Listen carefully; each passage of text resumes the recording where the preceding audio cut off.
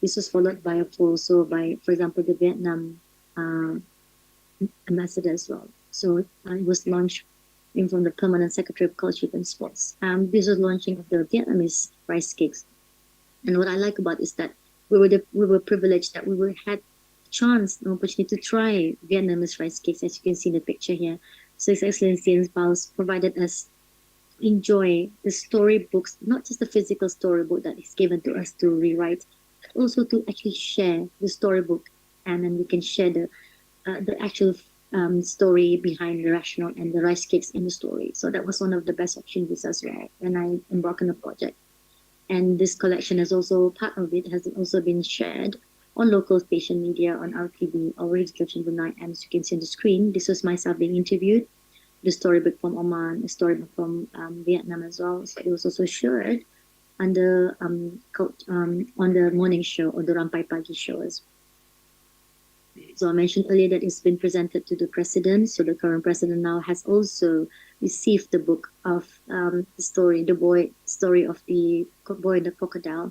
It was an original rewritten story of stories passed on from Timor Leste, and it's already passed on to the current president and that time also the minister as well, and the prime minister as well. So it was represented by our CEO of our association to and we also launch more books. This is from Philippines. So this is the launching of the storybook of Philippines, Malakas and Maganda as well.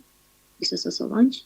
And this was launched in conjunction with the 125 years independence of the Philippines, and it was presented to the Vice President of the Philippines who arrived in Brunei, who came to Brunei this year. So Madam Sarah Duterte, so she came. And she was also there to be part of the launch of the storybook of the Philippine story, written, co-written, or retold by myself as the Bruneian, and also with the Ambassador Joy. In this picture here, who was also part of the event, and she was the co-writer for the storybook of Malakas Maganda. So just to share with you just some of the collection. This is not all, it's just a sample of the books that we've launched, and there are many more to come. And I'm very happy to have the chance to do this, of course. I think I'll just recap what I've shared so far today in my presentation. So I've talked about meanings of cultural literacies and the project that I embarked to interest as one of my research interests is to write about cultural literacy in Brunei with the heads of mission and to learn about other cultures. And as I'm continuing doing research on this, hopefully to document different cultures in my collection, editorial book, of course, from other countries. I've also earlier on touched about culture, and culture is also what I touched upon under intercultural communication, and how important it is to know about other cultures and to be very sensitive to other cultures. For example, those who are from high context culture may not be able to understand the difference in a low context culture. So those are part and parcel of learning and learning about each other. And I think intercultural communication is important because it tells us, gives us a way of learning more about other people, other cultures as well. So we should understand the rationale behind how intercultural communication is very important. Especially as I said in education, it's also one of the important goals of the SDGs that we also learning to live in harmony with various cultures from around the world. But in order to understand each other, we have to also know each other's background. And there's no one culture. We cannot be ethnocentric about it and say that my culture is more superior than yours. But instead, to live in harmony and learn to know another culture, understand the difference in this different culture. So that is to summarize my presentation today. I also ended with showing some cultural storybooks as well that I have also presented. I've shared as well of the Brunei community and members of the countries here residing and different cultures. So I hope that you have enjoyed my presentation today, which is about insights into cultural literacies and of course intercultural communication, and talking about it for in multi societies as well. This is perspective, and I hope if you have any questions there, feel free to ask me questions or email or drop me a line. But I also look forward to hopefully listen to you and perhaps share with your culture with me, and perhaps we can work together and to learn about each other's culture. So thank you very much for listening. I hope you enjoyed my presentation today.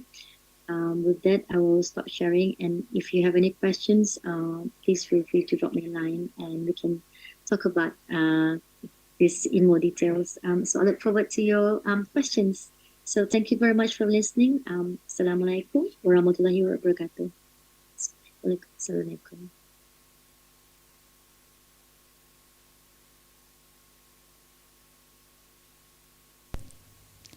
On behalf of the conference organizers and all the participants, I extend our deepest gratitude to Dr. Malai for sharing her expertise and views with us today. Your presentation has illuminated a critical aspect of the global landscape of communication in multicultural societies. And we'd like to thank all of you for your patience during the technical difficulties just now.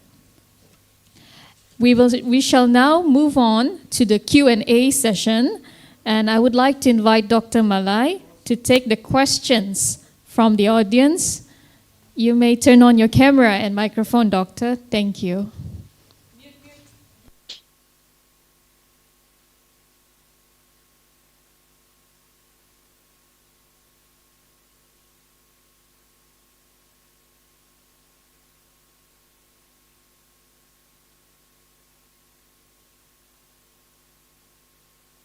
Are you there?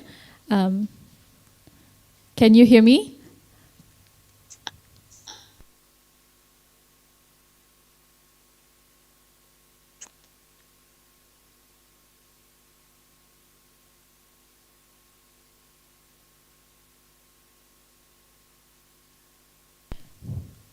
Okay, we have 4 questions here. I have 4 questions here with me.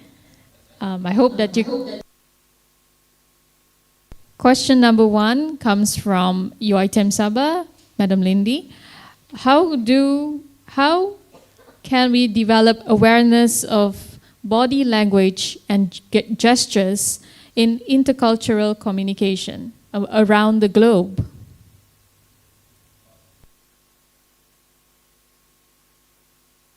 Okay, hello. Okay, I don't know if you can see me, but how do we develop around the globe body language? Basically, if you're talking about body language, in my opinion, it is also something that we should notice. For example, when we talk to someone, we cannot help but also using our body language. For example, the way we stand, the way we talk, and so forth. The way we speak, the way we address, the way we look at person, look our faces, our features. So all that is actually part of the body language. So if you're talking about globally, we need to be aware that certain cultures can misread your body language. It may be accepted in one's culture, but for example, in another culture, it might be seen very offensive. So in my viewpoint, we also have to be very much aware on how we deal with people. We need to understand the persons and the cultural background, where they come from, in order for us to use the right body language as a tool to enhance your communication with them. So I hope that will answer your question. That answers the question from the person.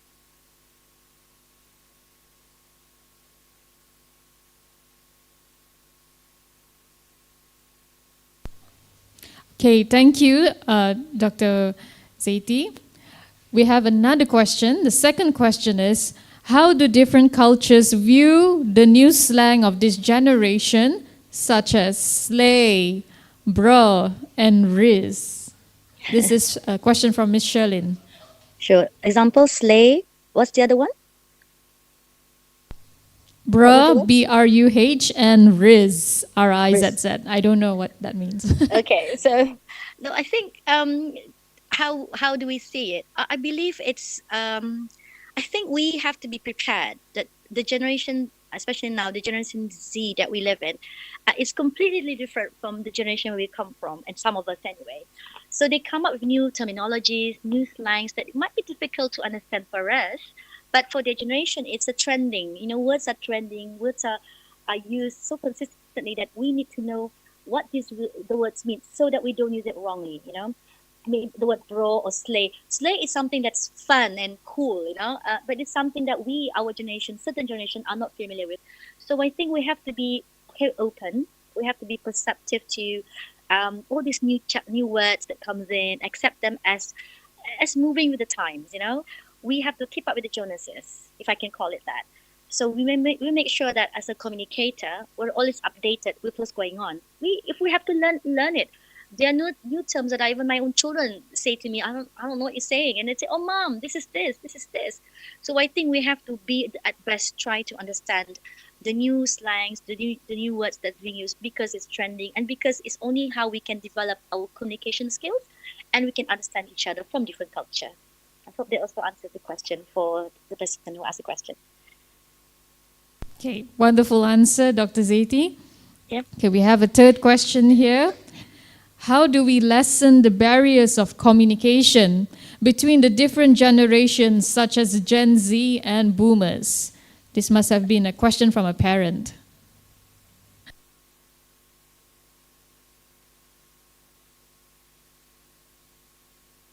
Okay. In my opinion, what we can do is we also how we can lessen the generation gap is that we need to understand each other more. I think one, communication is essential. We need to communicate with the generation so that we're on the same wavelength, if you can call it. We have to understand their language, and we have to understand where they're coming from.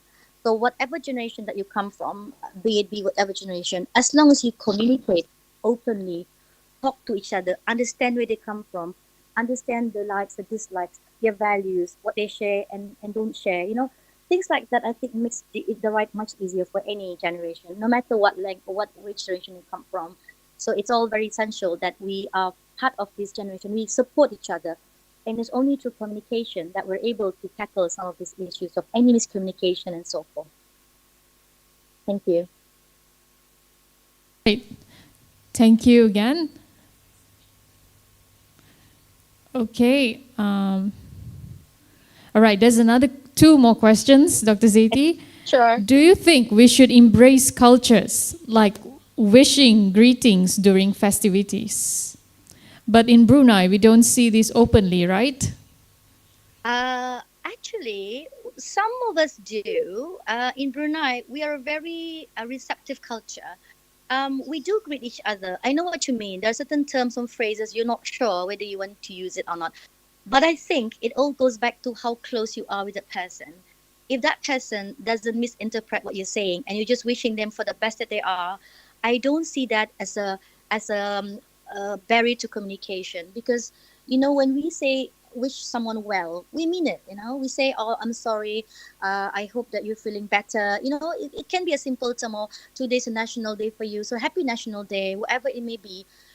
So in Brunei, we do say to each other as among close friends, maybe not so much openly because we don't want to seem as misleading them, for example, in any of our well wishes, for example. So I think we just have to be very sensitive about when we are saying to someone, it's not just any wishes, but more towards when you're saying to someone, you have to be careful what you say to them so they don't feel hurt. They don't feel taken aback by the things that you say. So I think more important is how you say it sometimes. Sometimes it's not what you say, it's how you say it. So if you say it in the right way, in the right context, I think being open-minded is what we need as well, to be more communicative in today's global world. Especially we talk about our development goals in education. That's my personal opinion. And I think I have one more last question. Is that right? Yes, Dr. Zeti, actually there are two more questions. Go ahead. Okay. This is quite long. Grand amnesty is the current buzzword in Malaysia. It refers to the current tendency towards pardoning top government ministers in corruption cases. For his supporters, there are those who say they don't care about this issue and only want to see Anwar as continuing to be their prime minister. Do you sense an archetype developing on the part of Anwar Ibrahim? And would a high or low context mode of communication be more suitable in regaining the trust of the people of Malaysia? Okay, so I understand this is a political situation in Malaysia, and as a country like Brunei, we are very neutral in our views. You know, we don't take part in any, I would say, any participation or any. We're just very neutral in our opinion. But I'll only answer to the part in terms of what it's talking about low context culture. So I think in a way, talking about communication, whatever that a ruler or a leader does to one's country, it should be something that is following the norm.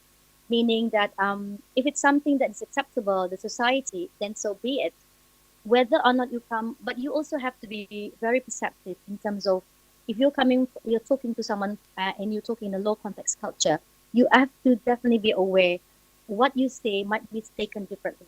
Same if you come back from a high context culture, you have to be aware that whatever that you say can be taken wrongly. So I think you just have to be very sensitive, regardless of the political situation, when you're communicating your thoughts, your feelings, your views, especially in open forum, make sure it's a forum where it's one way it doesn't hurt person listening to whatever you're presenting.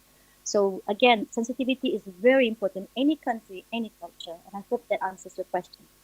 And I think I have one more last question. The last question is, uh, based on your topic on barriers to cultural communication, how do we overcome the feelings of superiority? All right, I touched on, thank you. So I touched on talking about ethnocentrism. It's something that most people, I think when you are part of a culture, of course you're part of your culture, but being ethnocentric about it doesn't give you any favors. We should not always have to feel that another culture is more superior than you, simply because you all come from the same. We are all from the same world, if I can say that's the right word. Whatever culture you come from, there's always something that you're proud of. There should not be any way that one culture is more superior than the other. That becomes you are become very biased and you're prejudiced towards another country, another culture, or where you come from. So I think the feeling of superior, does it accomplish any goal? Are you hoping to showcase something that we don't know? If it's something that you are proud of, share it. You know, you don't necessarily have to show that you're superior, but it will be something that we would like to know more about. And sharing makes us respect your culture. So I think more importantly is respect. If you want us to respect another culture, we have to learn to respect them at the beginning, in the first place. And I think with doing that, we are all hopefully on the same path to getting to be much better in living in a much better society. All right. Thank you very much for the question. Thank you, Dr. Zeti, for taking all our questions, and thank you for being a good sport. Thank Oh, you no. to all the audience, Thank you. our participants, for all the critical thinking questions as well. So, if you have any other questions, you may email Dr. Zeti. She has provided her email earlier in a slide. It's zeiti.hamid@utb.edu.bn. Okay, we will share the email again and all the keynote speakers' emails in our Telegram chat group. So, thank you. We are truly honored to have had Dr. Malia and Professor Dr. Ting as our keynote speakers at this conference. Their contributions have enriched our understanding and raised important questions that we as a community of educators and scholars must continue to explore. So with our distinguished keynote speakers in place, we are now set to continue on our journey to our parallel sessions this morning and afternoon. Thank you for your attention, and let us eagerly anticipate the knowledge and inspiration that awaits us. Ladies and gentlemen, we now invite all the presenters and team members to log into your respective virtual presentation rooms provided earlier. We will commence to the parallel sessions. Please feel free to reach out to the Secretariat via the Telegram group should you have any questions. Have a wonderful conference.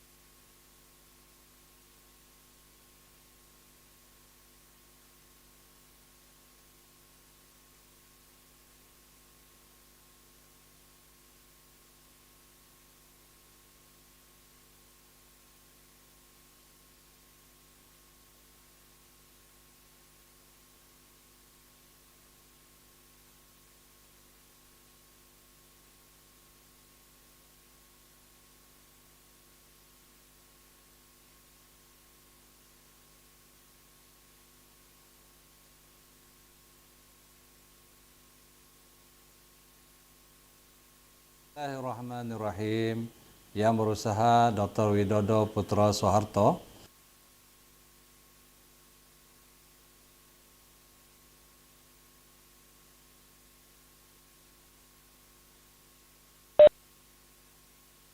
Politeknik Negeri Pontianak, Indonesia. Yang berusaha Associate Professor Dr. Rozita Elias Uji Muhammad, Rector of University Technology Mara, UITM Sabah Branch. The Management of Polytechnic Negeri Pontianak. The Management of University Technology Mara, UITM Sabah Branch. The Management of Department of Polytechnic and Community College Education. IGesCon 2023 participants, members of media, ladies and gentlemen. Bismillahirrahmanirrahim. Assalamualaikum. Good afternoon and salam PKK Cemerlang. Ladies and gentlemen, as we draw this conference to a close, I wish to extend my heartfelt gratitude to each and every one of you. These past days have constituted an extraordinary voyage of erudition, mutual exchange, and collaborative endeavors. I hope that the insightful research, accumulation of knowledge, and the exchange of innovative ideas endure, nurturing productive discussion that will ignite further collaboration and drive groundbreaking innovation. Ladies and gentlemen, the theme striving towards achieving sustainable development goals in education transcend its label stands as a compelling call to action that strongly resonates with our collective commitment to shaping a future marked by increased equity and sustainability. This vision is to be realized through the transformative influence of knowledge and learning. In a world where challenges abound, where disparities persist, and where the journeys towards a sustainable future seems daunting, the Sustainable Development Goals, SDG, offer us a roadmap. They are testament of our shared aspiration for a world that is free from poverty, inequality, and environmental degradation. Among these goals, Goal 4, which revolves around education, stands as a beacon of hope. However, our chosen theme goes beyond perceived recognition of this goal. It beckons us to be agents of change, to step forward and actively engage in the pursuit of education that is not just accessible but also equitable and sustainable. It is a call to action, a reminder that we possess the power to shape a better world through the knowledge we acquire and the learning we impart. Distinguished guests, ladies and gentlemen, the second International Gender Study Conference has demonstrated its effectiveness as a valuable platform for this conference. Thank you. Wabillahi taufiq wal hidayah. Wassalamualaikum warahmatullahi wabarakatuh.